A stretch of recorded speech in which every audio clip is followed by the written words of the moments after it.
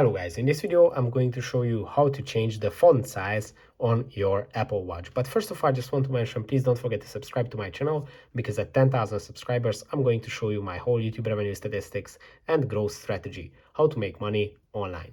So let's jump into it. First, open your Apple Watch, go to your home screen here, and to change the font size on your Apple Watch, it's very easy. You just have to swipe up from the bottom of your home screen, then scroll down a little bit until you reach the bottom. And here you just have to tap on these letters, these two A letters. And here you can choose the font size.